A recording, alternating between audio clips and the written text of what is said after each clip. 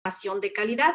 Y por ello es que muchas organizaciones tienen la necesidad de poder establecer, ejecutar y controlar y administrar su información. Por ello, estamos hablando precisamente de los sistemas de información de mercadotecnia que muchos autores consideran precisamente como una herramienta y una actividad fundamental en todas las empresas y que básicamente es la que les va a dar la proyección hacia el mercado al cual están atendiendo y hacia el cual quieren permanecer en dicho mercado para poder después tener planes a lo mejor de expansión. Es por ello que el objetivo de esta investigación principalmente es describir un poquito la forma en la que administran y gestionan los sistemas de información de mercadotecnia, algunas empresas en Tuxtla Gutiérrez, Chiapas, precisamente hablando de 6 empresas ubicadas en la región, en la categoría de MIPES, que estamos hablando de micro y pequeñas empresas nada más. La siguiente, por favor.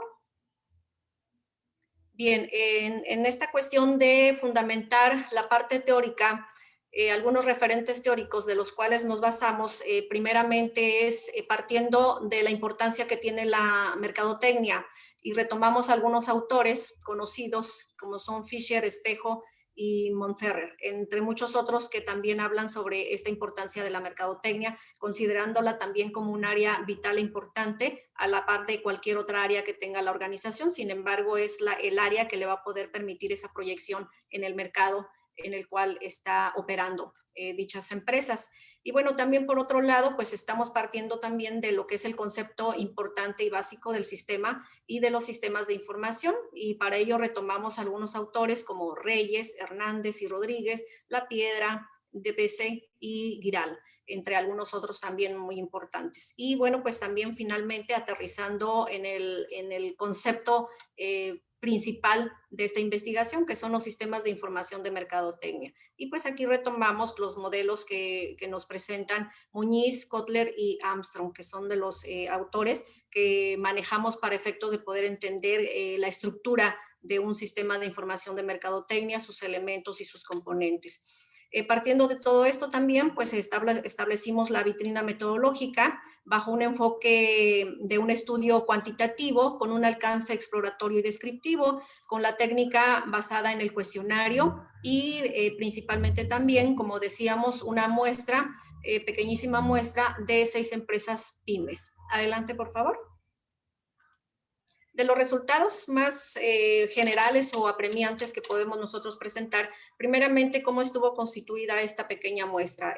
Fue una microempresa, una microindustria que se dedica a la fabricación y venta de lonas, un microcomercio dedicado a la papelería, 2 microservicios, uno enfocado al cómputo y otro a una cocina, y 2 pequeñas de servicios que son enfocadas al giro de taquerías, haciendo un total de las 6 empresas que se analizaron en este estudio. Adelante, por favor. Bien, ¿qué encontramos? Que el 50% de los empresarios tienen conocimiento suficiente sobre los sistemas de información de mercadotecnia, un 33% tienen un poco conocimiento y el 17% nulo conocimiento. Entonces estamos hablando que solamente la mitad tienen ese conocimiento suficiente como para poder implementar, operar o gestionar un sistema de información de mercadotecnia, lo cual nos da mucho campo de trabajo para poder implementar estos sistemas en las empresas. Y por lo mismo, dentro de lo que es la existencia de los sistemas de información en las empresas, se analizaron varios tipos de sistemas, desde lo general, como es el SIM, el SAT, el C, el SIC, el ERP y el CRM, entre muchos otros que existen en el mercado. Y bueno, pues aquí encontramos precisamente que el 40% de las empresas tienen un CRM, el 30% tienen un ERP, 10% un SIC, 10% un SAC y 10, un SAT y 10% un SIM. Aquí el que nos interesa mucho más es la parte del SIM y vemos que son mínimas las empresas que tienen el SIM. Adelante. Bien, también se visualizó que el 67% de las empresas tienen un sistema de información interna. Recordemos que dentro de la estructura del SIM está conformado por 4 subsistemas, uno de ellos es el de información interna y aquí observamos que entre más o menos ya digamos, redondeado al 67%, contestó que sí tienen un sistema de información interna. Esto es natural, puesto que precisamente este sistema se genera a partir de todas las transacciones que se dan en la organización desde que ésta nace. También observamos que el 17% y un 17% no cuentan con un sistema de información interna, aunque evidentemente sí lo tengan, pero posiblemente no identificado, no formalizado, muy carente en ese sentido y por eso mencionaron que no. Adelante. Bien, dentro de lo que es el sistema de inteligencia de mercadotecnia, que es otro de los sistemas dentro del SIM, pues vemos que el 50%, por ejemplo, en las estrategias que se manejan, que son las ferias comerciales o empresariales, pues solamente 50% de ellas asisten y el otro 50% no lo hacen. Entonces, están desaprovechando estrategias ahí para poder también penetrar en los mercados.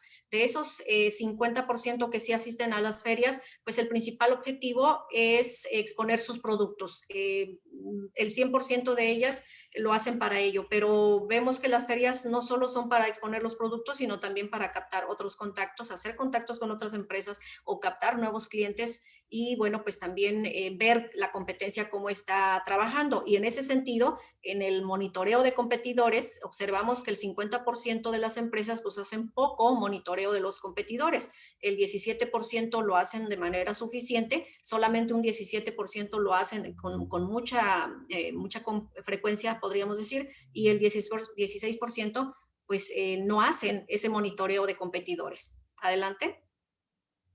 Asimismo, en cuanto al otro sistema del SIM, que son los de investigación de mercados, pues vemos que el 33% de las empresas hacen un uso suficiente de la investigación de mercados. Sin embargo, otro 33% hacen una poca frecuencia de uso de él y, por supuesto, el 34% nada frecuente. O sea, no usan la investigación de mercados, que son técnicas, digamos, básicas de lo que son el sistema de información de mercadotecnia.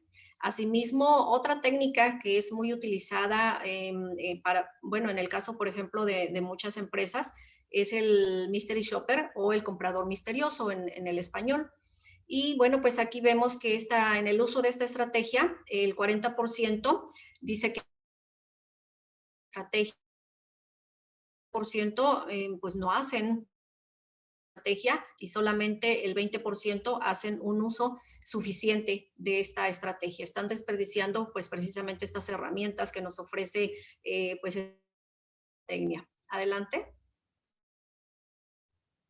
Bien, como conclusiones, pues podemos ver a todas luces que se manifiesta una carencia o debilidad importante en las 6 empresas del SIM. Esto nos da pie también nosotros implementarlos, a que podamos apoyar en estrategias de cómo ir mejorando de información al interior de estas pequeñas empresas y poderles ofrecer esa oportunidad de que puedan consolidar. No existen en estas un SIM formal, sin embargo, hay indicios de algunos elementos que integran este tipo de sistemas, pero como lo vimos de manera informal, existiendo la oportunidad de su mejora y su uso.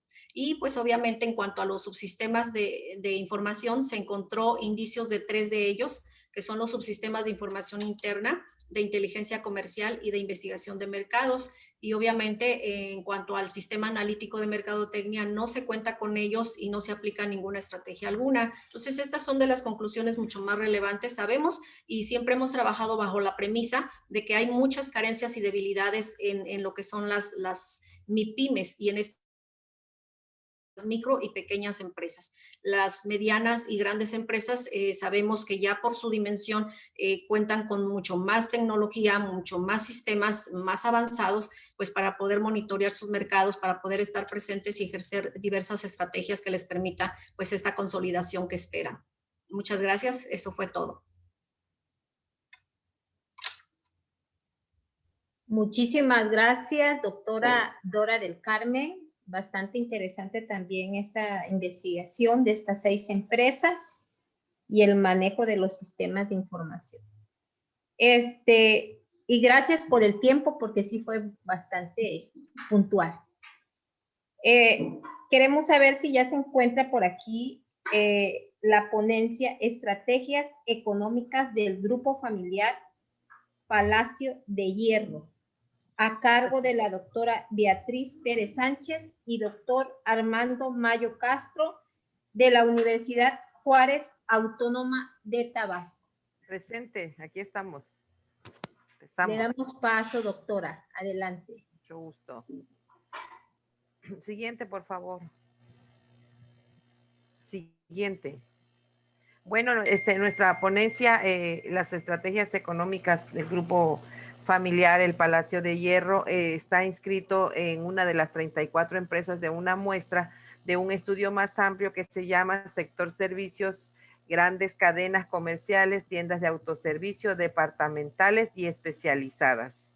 Bueno, como ustedes saben, la economía mexicana presenta una elevada concentración de trabajadores en las actividades del sector servicio y que están relacionados en todas las actividades comerciales. Nosotros manejamos el porcentaje en que están por sectores y el sector comercial registra el 48.8%. El comercio se clasifica al mayor y al por menor. El total de la población ocupada, el 16.83% se dedica al comercio minorista y el 2.77% al mayorista. Del total de unidades económicas registradas o empresas, 2.213.834 corresponden al comercio al por menor y 61.569 al comercio detallistas en tiendas de servicios y departamentales. Siguiente, por favor.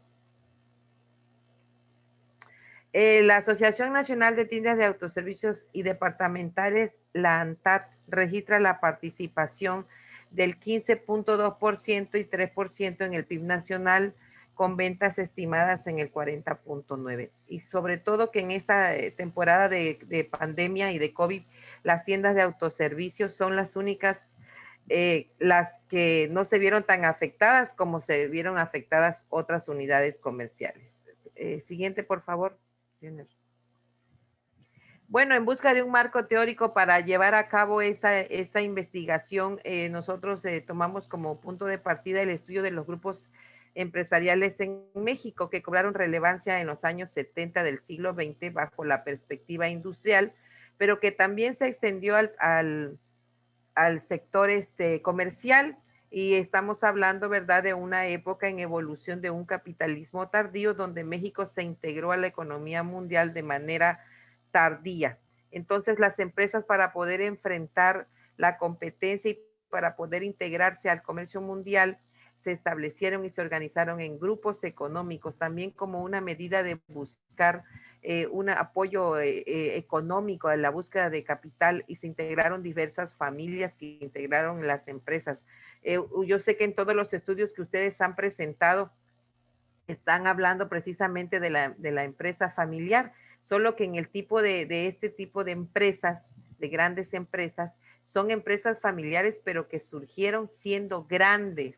Se unieron capitales de varias familias para hacer empresas grandes. La localización de las tiendas departamentales en centros comerciales constituye una característica del comercio moderno, en donde vamos a encontrar tanto las tiendas de autoservicio como las tiendas departamentales, estos como origen de los cambios de estilo de vida, en la manera en que nosotros satisfacemos nuestras necesidades materiales, y el modernismo que trajo a la Ciudad de México las grandes tiendas comerciales como imitación a las tiendas de Estados Unidos y de otros países del mundo que todas empezaron a evolucionar estableciendo grandes tiendas departamentales. Siguiente, por favor.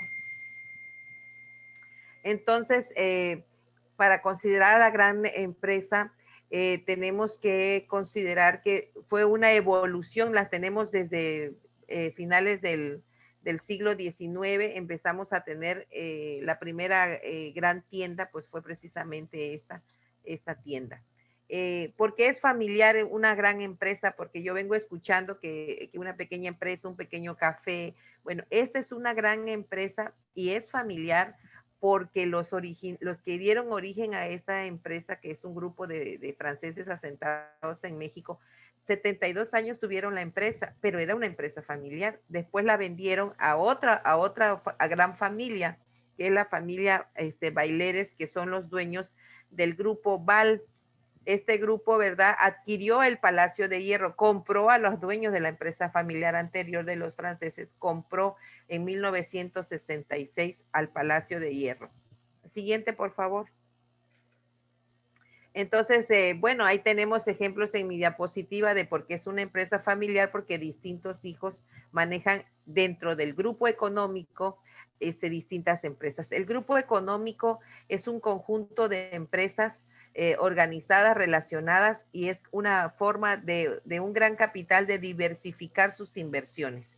Sigue siendo familiar porque son los hijos o parientes, son los dueños de este gran grupo económico. Entonces, el grupo Palacio de Hierro es un grupo dentro de otro grupo. Es un grupo porque dentro del Palacio de Hierro también hay muchas empresas y a su vez el grupo del Palacio pertenece a un grupo más amplio de empresas. Siguiente, por favor. Esta empresa está considerada es la cuarta empresa entre las 120 empresas familiares de México, de las grandes empresas. Bueno, en la metodología nosotros, los economistas, siempre utilizamos fuentes secundarias, no quiere decir que no podamos usar otras técnicas, pero en lo general utilizamos fuentes secundarias, fuentes ya publicadas, porque los datos de las grandes empresas, sobre todo de sus ventas, no podemos obtenerla, ir a pedir, oiga, dígame cómo va el desarrollo de su empresa, deme sus ventas. Nadie lo va a dar. La única obligación que la tienen es con el sistema de administración tributaria por el cobro de los impuestos. Entonces nosotros tenemos que esperar a que estos datos sean publicados y para ello las empresas tienen que cotizar en la Bolsa Mexicana de Valores para que se vean obligadas a enviar un informe y nosotros podamos ver cómo va el desarrollo de esa empresa o que voluntariamente participen y manden su información tal como lo hace este grupo al mandar su información a la revista Expansión donde se contabilizan las 500 empresas más importantes de México. Siguiente, por favor. Los métodos que usamos fueron analítico, histórico, descriptivo. Entonces ya había yo comentado que el origen del palacio fue de una red de inmigrantes franceses y bueno, fue la primera empresa, la primera sociedad anónima comercial del país bajo la denominación del Palacio de Hierro. Las denominaciones van cambiando con el tiempo. Aquí fue de los franceses y así la denominaron, pero pasaron a ser un grupo y cambiaron de nombre. Siguiente, por favor. Bueno, el Palacio Nacional, todas las empresas cubren una demanda, tienen una demanda en el mercado y esta demanda que cubrió el Palacio de Hierro en sus orígenes fue una demanda regional hasta los años 40, cuando ya el sistema de comunicaciones y finanzas, las carreteras, los aeropuertos, etcétera, permitieron la movilidad de mercancías y entonces el Palacio de Hierro empezó a cubrir para los 50 ya de una expansión su mercado y inauguró, por ejemplo, en la Ciudad de México la tienda de Durango en 1958 y empezaron a crecer un crecimiento horizontal a través en el país de diversas sucursales de esta tienda. Por eso es que esta tienda, el Palacio, es un grupo económico porque tiene una sucursal en muchas partes de la República y eso la denota como un grupo económico. Siguiente, por favor. Bueno, y de esa forma fue creciendo hasta que lograron convertirse en una tenedora de acciones y pasó a tener otras empresas tales como las inmobiliarias y la operadora de estacionamientos. En 2006 pasaron de ser el Palacio a Grupo Palacio. ¿Por qué? Porque ya estamos incluyendo otras empresas y no nada más las sucursales. Está hablando de inmobiliarias y está hablando de estacionamientos. Siguiente, por favor. Bueno, como toda empresa que quiere sobrevivir, tiene que ir evolucionando, modernizándose, y no fue la excepción el Palacio, y empezó a vender el famoso comercio electrónico para mejorar sus niveles de venta. Dieron paso al crédito con sus famosas tarjetas y y en ese sentido, pues lograron mayores ventas, porque cuando un consumidor tiene un ingreso determinado y una línea de presupuesto, pues va a poder comprar más, tiene acceso al crédito. Siguiente, por favor. Nada más recordarle, doctora, quedan Sí. 2 minutos. Ok.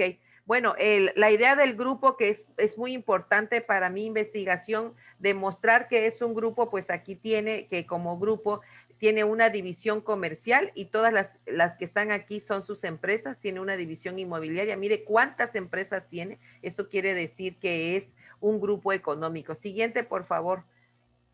La que sigue. Esta. Bueno, la anterior, esta. Lo que podemos ver en esta pequeña gráfica, en este histograma de polígono de frecuencias, podemos ver que el crecimiento de sus ventas ha sido increíble su crecimiento. Esto también quiere decir por qué es que ella está entre las 500 empresas más importantes del mercado. Si me lleva a la última, por favor. A la última. Bueno, en las conclusiones.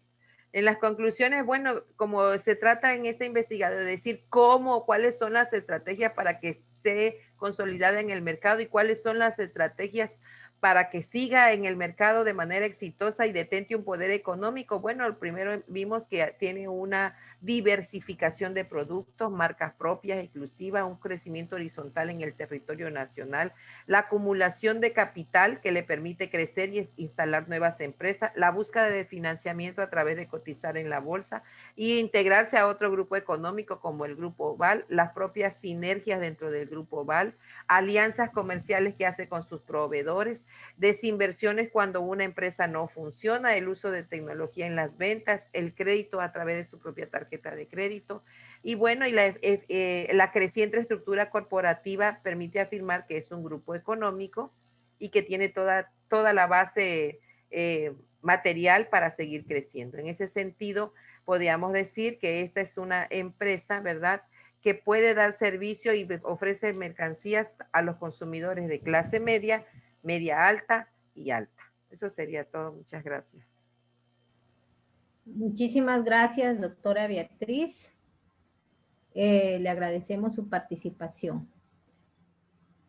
Vamos a darle paso a la ponencia Efectos de la pandemia COVID-19 en el sector empresarial, análisis y recomendaciones, a cargo del maestro Jesús Chan Hernández, maestro Ardi Francisco Platas Rodríguez, doctora Sandra Aguilar Hernández, maestro José Luis Hernández Juárez, de la Universidad Juárez Autónoma de Tabasco. Adelante, maestros. Muchísimas gracias. ¿Sí me escuchan, verdad? Sí, me empiezan a escuchar con el audio. Un poquito bajo, maestro, o si pudiera acercar. Sí, tengo un problemita de señal con el internet, pero voy a hacer lo más posible. Muy bien, muchísimas gracias. Muchísimas gracias. Sí, se escucha muy lejos el micrófono, maestro. Sí, denme un momento, por favor. Denme un momento, por favor, un momentito. Sí, con gusto. Un momentito, a ver si me permite acá manejarlo. Toco la señal del internet. Ok. Un momentito.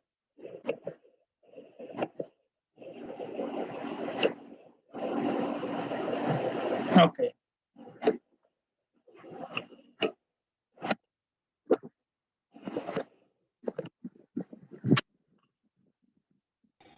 A ver, ¿sí me escuchas?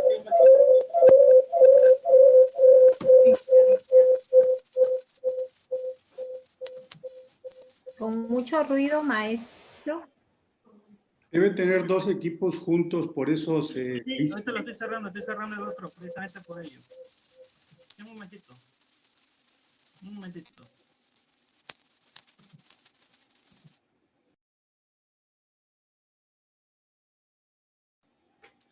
A ver, ¿ahora sí?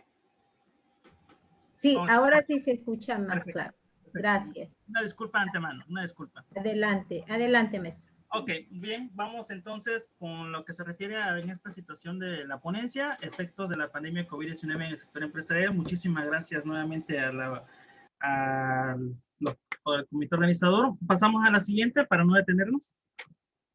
Bien, En efecto, aquí vemos que pues desafortunadamente con la situación de la pandemia que se vive pues, a principios de año que comenzó toda esta situación, una de las razones de investigar esta problemática fue que pues como tal, y lo dice, es algo nuevo que no pudimos nosotros como empresa, o en este caso la humanidad en su conjunto, a adaptarse en el mismo instante.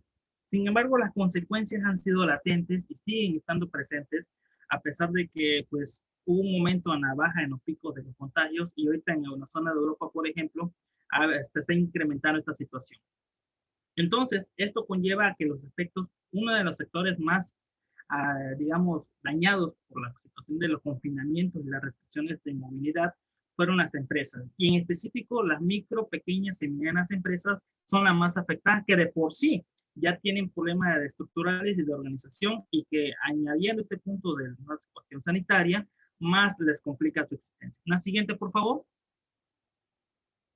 Gracias. Entonces, pues como parte del proceso, digamos, de investigación de la literatura, se encuentra pues de que las problemáticas que han surgido pues son las mermas de las utilidades, de las decisiones que han tomado también son despido de trabajadores, paro total en los sectores económicos, y que pues ya lo hemos visto y lo vamos a ir viendo durante las presentaciones de los demás compañeros, que desafortunadamente vemos que la adaptación de las pequeñas y medianas empresas, micro también podemos llamarle, él es muy complicado en el escenario de cómo enfrentar una situación de este tipo.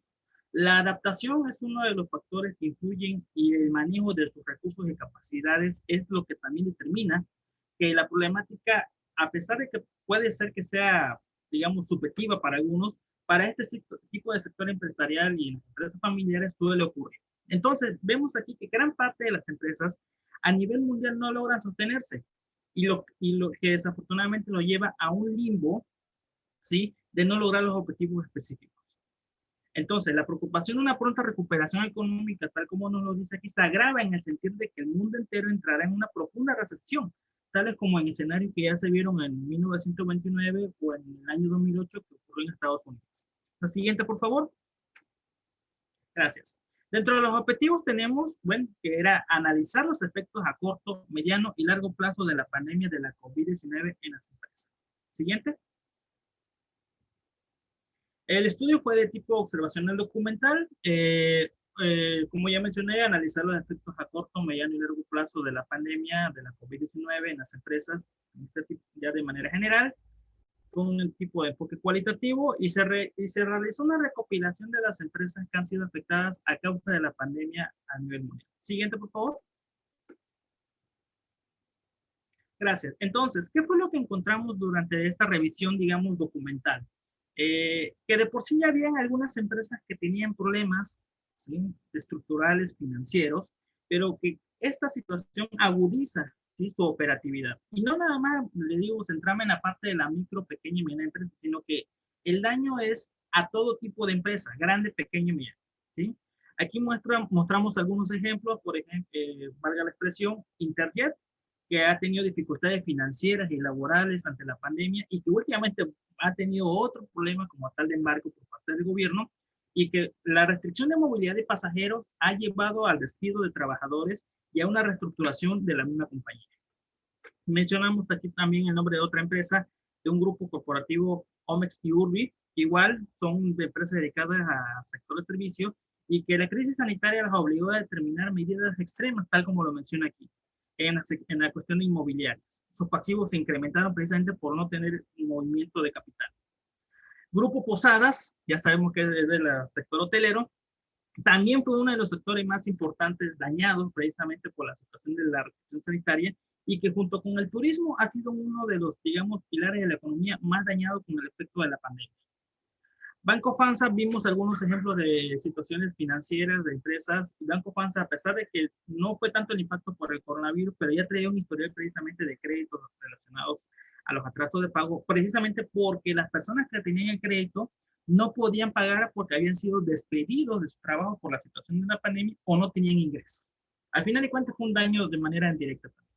Aeroméxico también se acobija al capítulo 11 de la ley de bancarrota de Estados Unidos, Lo mismo que aplica para Avianca, que es la compañía de aerolíneas Avianca Holdings, ¿sí? La misma situación derivado precisamente por la cuestión de no tener pasajeros, y eso redujo los índices de ingreso y, pues, lógicamente, tomar decisiones para cumplir los pasivos que tenían estas empresas. Y más importante, entre todo esto, la micro, pequeñas y medianas empresas.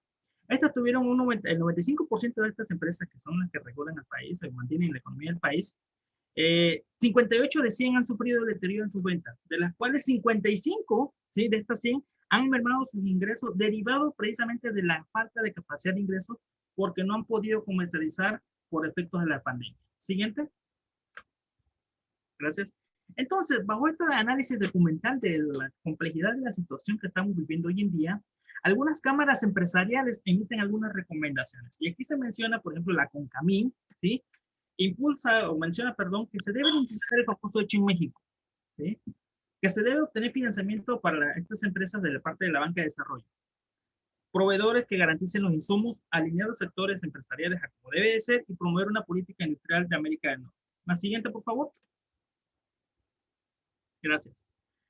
En las recomendaciones personales dentro de la investigación están establecer programas de retorno a la nueva normalidad, ¿sí?, que sean ajustables a las necesidades, pero también hay que capacitar a este sector empresarial o a las micros en específico también, que son las que mueven la economía local, precisamente para que puedan adaptarse a estas situaciones de pandemia, ¿sí?, o ayudarlos a sobresalir. Las autoridades, tanto gubernamentales, federales, estatales y locales, crear programas de estímulos fiscales, no aumentar más impuestos, sino al contrario, ayudarles a solventar estos gastos. Capacitar a las empresas en la situación, en los temas de comercio electrónico, ¿sí?, y el manejo de las tecnologías eficientes. Precisamente mantener todavía las condiciones de sana distancia en cada uno de los miembros de su organización y, lógicamente, mantener la vigilancia en cada uno de ellos por aquellos de algunos que tengan síntomas de COVID. La siguiente, por favor. Entonces, en conclusión, vemos aquí el escenario que tiene que ver con la complejidad que lleva a entender la cuestión de la pandemia del coronavirus. Sabemos a ciencia cierta que ninguna organización, e incluso nosotros como personas, estamos preparados para un confinamiento y que las consecuencias en la humanidad, por ejemplo, pueden ser de cuestiones emocionales y psicológicas. En las cuestiones empresariales tiene que ver con los aspectos financieros y de operatividad y de existencia. Entonces, se recomiendan hacer algunos análisis también de FODA para poder tomar en cuenta las acciones a manejar y, pues, en este caso también mantener las medidas sanitarias, precisamente para no caer en un rebrote y que esto conlleve a una segunda ola de contagio y a la vez también a una serie de problemas económicos de los cuales ya estamos sumergidos en ellos. ¿Sí? La siguiente. Bueno, estas son las referencias que usamos en la investigación y muchísimas gracias por la participación. A usted, maestro, muchas gracias por su puntualidad también. Y bueno, toca el turno a la ponencia Administración Estratégica en MIPYMES, familiar del sector educativo, caso Colegio de Formación Educativa TENAM. Está a cargo del doctor Melquisedec Domínguez Solán, doctora Edna Morales Coutinho, doctor Isel Cuello Ruiz, doctor Octavio Rolando Lara Martínez, del Tecnológico Nacional de México. Adelante. Doctora Reina, interrumpo. Doctor Melquisedec, usted, en su caso, sí le pediría por favor que realizara su presentación. ¿Se le va a otorgar un permiso? Dado que no tenemos la presentación. Sí, entonces se le va a otorgar un permiso para que haga usted directamente la presentación. Perfecto. ¿Sí? Entonces, Okay. ahorita la... Adelante, doctor Cristian, para el permiso al doctor. Gracias. Listo, ya estamos. Compartir.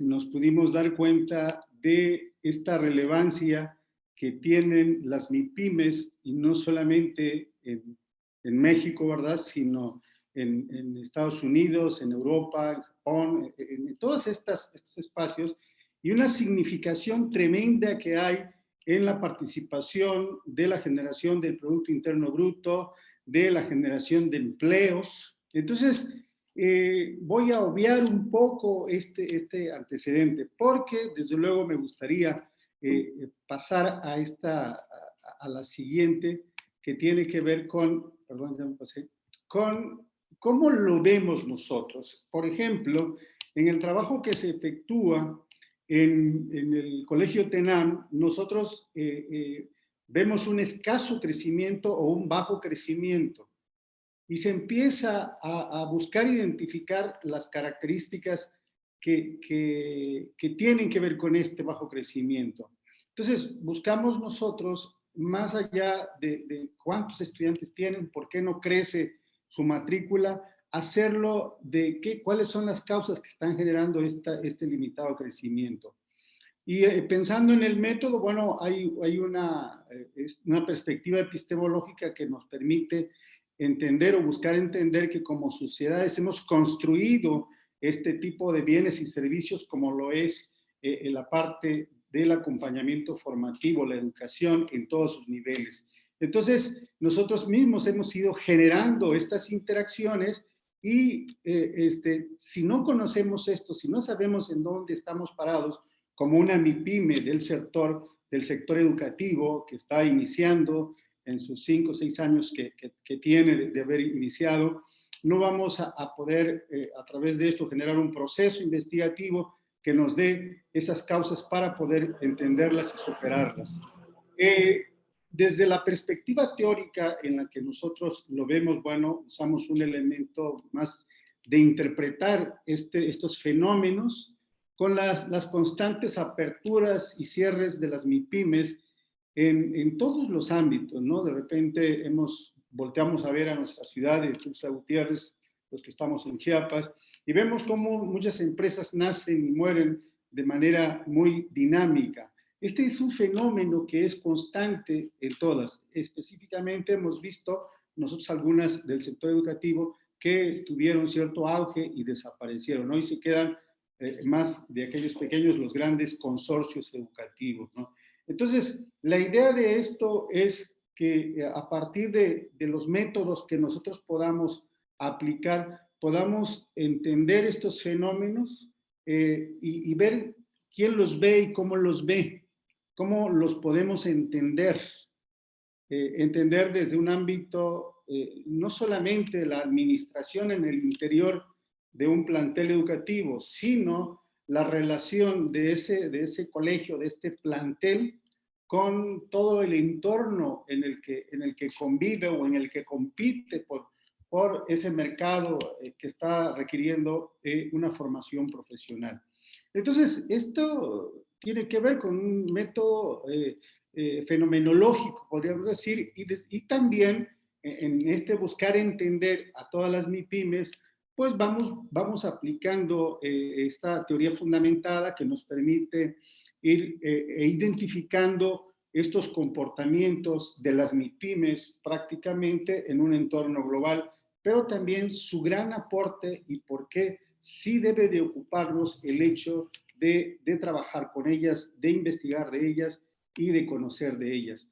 Hicimos en este trabajo de intervención al Colegio TENAM, pues, entrevistas con dueños, empresarios, y entonces se entiende este negocio familiar y que tiene ciertas características muy particulares, porque estas relaciones familiares en un buen número de veces superan las relaciones operativas de la misma organización. Entonces, si no separamos un poco la relación familiar con la relación operativo-funcional de una MIPYME de este tipo, pues va a ir en detrimento tener salarios bastante altos, porque son familiares con funciones poco productivas para la funcionalidad y operatividad de esta entidad económica. De ahí que sea muy importante este conocer por parte de los que la crean bajo una, podemos decir, es muy buena. En este ánimo, sin tener la experiencia de una gestión educativa, de una gestión curricular, pues piensan filosóficamente, desde la filosofía de la educación, cómo poder contribuir en un desarrollo social. Me voy a la siguiente. Okay, ¿qué buscamos? Bueno, se busca, desde luego aquí, tener un entendimiento en qué pasa en el ámbito de las políticas económicas, de las economías, y no nada más la mexicana, ¿no? Sino de las grandes economías. A partir de estos aportes y de un análisis de los antecedentes en los que se mueven las MIPYMES, dentro de ellas las MIPYMES del ámbito educativo, se observan que hay países que han efectuado algunas políticas económicas que favorecen su crecimiento, que buscan generar incentivos fiscales, financiamientos, asesoría técnica y financiera, para poder, a partir de entender su contribución a los elementos económicos del Estado-país, pues que continúen de manera exitosa, ¿no? ¿Como cuáles? Bueno, capacitación, infraestructura de apoyo, asesoría legal, fiscal y formativa. ¿Qué es lo que se busca en este sentido desde estas concepciones? Bueno, una de las cosas importantes es que desde este ámbito por el cual se crea, por ejemplo, el Congreso Nacional de Investigación, es que nosotros como instituciones de educación superior podamos acercarnos a las entidades económicas para darle esto, por ejemplo, esto que llamamos capacitación, formación, generar poco a poco una cultura de la empresa. Este acercamiento de este grupo de docentes del Tecnológico de Tuxtla con el colegio permite identificar las dolencias de un emprendedor, de una actividad económica que si no se protege de esta manera, la inversión que se hace tiene riesgos de no crecer, de entrar en desesperación a veces, y más en una temporalidad como lo es esta contingencia sanitaria. Encontrar entre las instituciones de educación superior y las empresas familiares, buscar autoridades que estén interesados para esto que conocemos nosotros, ¿verdad? Formados teóricamente en estos ámbitos de los negocios, como la triple hélice que ya ha caminado hacia la cuádruple hélice, buscar generar escenarios que a partir de estos grupos, de los perfiles deseables, de los cuerpos académicos, hagamos trabajo más allá de los artículos que se quedan en el laboratorio y a veces no bajan al aula, sino que se lleven hacia un escenario que tiene que ver con entornos reales como estos que representan el colegio de formación. Podemos hablar de una aplicación de muchas herramientas para llegar a estas determinaciones que permitieron la intervención en el colegio TENAM. Hablar de un análisis PESTEL que si se lo comentaba no sabían cómo aplica.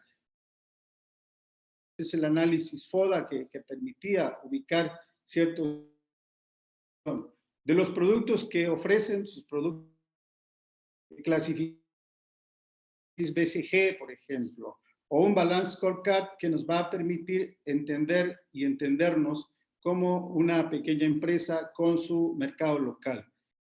Establecer una aplicación de las 5 fuerzas de Porter a un colegio, bueno, es posible, pero tiene que hacerlo alguien que tiene la teoría, ¿sí? Ellos tienen el escenario y nosotros en el aula tenemos la teoría, tenemos la mano de obra. ¿Qué necesitamos? Bueno, nosotros llegábamos a estas conclusiones. Necesitamos una intervención más importante, más relevante de estudiantes nuestros acompañados por nosotros con productos más significativos o más significados por esa intervención en las pequeñas empresas, en las micros y pequeñas empresas, de tal forma que nosotros ganaríamos si encontramos dentro de las autoridades un sector que nos pudiera apoyar. En conclusión, esa es la búsqueda de esta idea de entender una microempresa en un sector post-COVID, antes del COVID y durante el COVID. Gracias. Muchísimas gracias, doctor Melquisedec. Muy interesante esta exposición. Vemos la importancia que tiene el vínculo de la empresa con el sector educativo. Gracias, maestro. Vamos a darle paso a la ponencia Manejo estratégico de inventario de productos naturistas en una empresa familiar